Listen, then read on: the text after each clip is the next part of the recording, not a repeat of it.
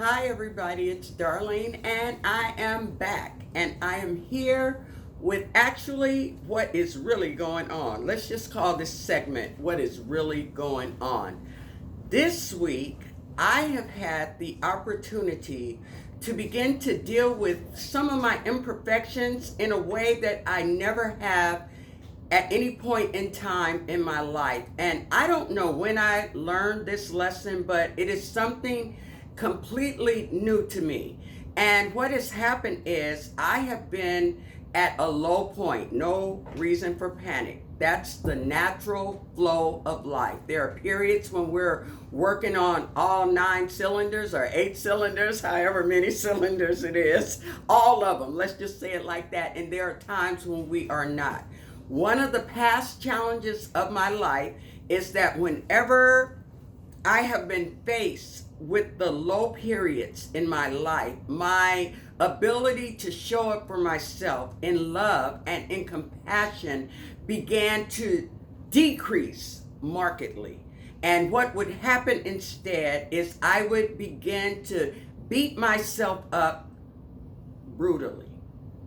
I am happy to report I am having a low period right now. I know it doesn't look like it right now. And that's the thing about Facebook, why you can't be deceived by what you see on Facebook, because I have been challenged this week. But I have been challenged in such a way that it has brought out the best in me, a best that was never present before me continuing the journey of evolving into the best version of myself. And I'm saying this because it came with the price tag. I cried many tears. I wrote many papers. I looked at many videos, and I did whatever it took for me to overcome the burden and the scarring of my soul that had me in a way that I was never going to become all of who I was meant to be. And here I am today, coming down the birth canal. And the birth canal is a painful process. The birth canal does not always feel good. I mean, I feel like when I get through delivering this baby, I am going to look like Mrs. Conehead herself. Okay, because I am being smushed, I am being tossed, I am being turned. But you know what? I'm descending. I'm doing it. And so often we forget that the pain is a part of the glory. And so here I am. What did I do differently? One of the things I did was I assessed my life, and I put the high functioning life to the side, and I said, this is where you are at today. What can you do today that will honor and embrace where you are in this day? And so some of the things that I did, I wrote a letter to my editor, and I extended my time before turning in my manuscript. I asked for an additional week. I also took some things off the plate for today that needed to be done.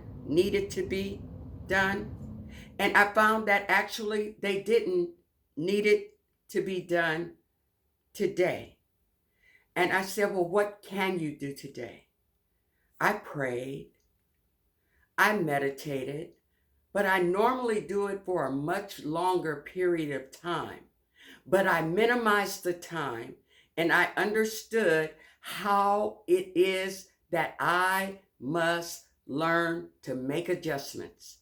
And I took some of the time off, and I spent time writing in my journal, and I spent time just being with me. And that changed the whole landscape for the entire day. Everything shifted when I shifted. And you know what? I had the best version of this day that I could have based on where I was, based on where I wanted to be, based on the fact that life changes and everything changes. And it's an ebb and a flow. And when I honor the ebb and the flow and pay attention, I get to become all I am meant to be in the very day that I am in. I am amazed by this shift. My life wasn't always like this, and I am so excited not only about my life changing, but the life of those, whoever I've been assigned to. We're all going to be changing together. We're in this love together. Remember that? Bye.